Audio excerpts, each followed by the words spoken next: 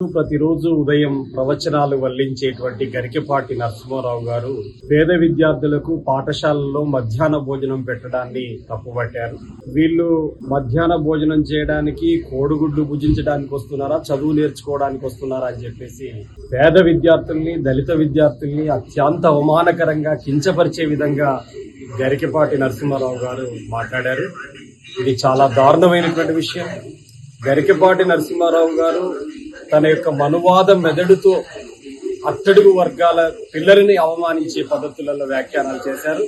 తక్షణమే తన వ్యాఖ్యల్ని ఉపసంహరించుకొని పేద మధ్యతరగతి అదేవిధంగా అట్టడుగు పేదలైనటువంటి దళిత పిల్లలకి బహిరంగంగా క్షమాపణ చెప్పాలని చెప్పి కులవివక్ష వ్యతిరేక పోరాట సంఘం డిమాండ్ చేస్తున్నారు. ఈ రోజు ప్రభుత్వానికి అత్యధికంగా భారం పడుతుందట ఈ డబ్బులతోటి. విద్యార్థులకు కోడిగుడ్లు పెట్టడం ఏంటి, విద్యార్థులకు మధ్యాహ్న భోజనం ఏంటి, భోజనం కోసం వస్తున్నారా, చదువు కోసం వస్తున్నారా, వాళ్ళ తల్లిదండ్రులు ఆ పిల్లల్ని పంపలేరా, ఎందుకని ఆ పాఠశాలలో ఎందుకు భోజనాలు పెట్టాలనేటువంటి పద్ధతులలో మాట్లాడుతున్నాడు ఆయన.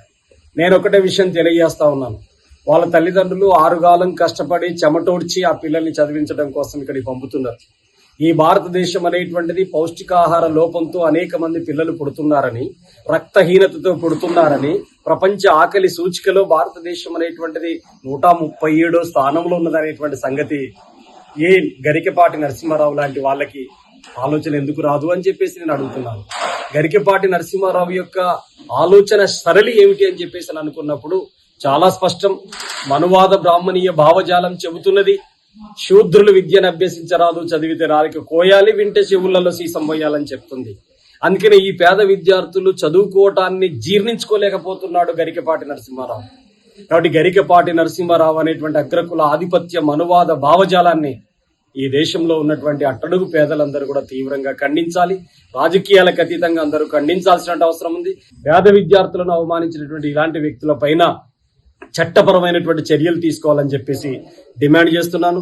ప్రధానంగా ఈ రోజు ప్రభుత్వ బడులన్నీ పేదల విద్యార్థులతోటి నిండి ఉన్నాయి. అంతో ఇంతో ఆర్థికంగా ఉన్నటువంటి కుటుంబాలన్నీ కూడా ప్రైవేట్ బడులలో చదువుతున్నటువంటి పరిస్థితి ఉంది.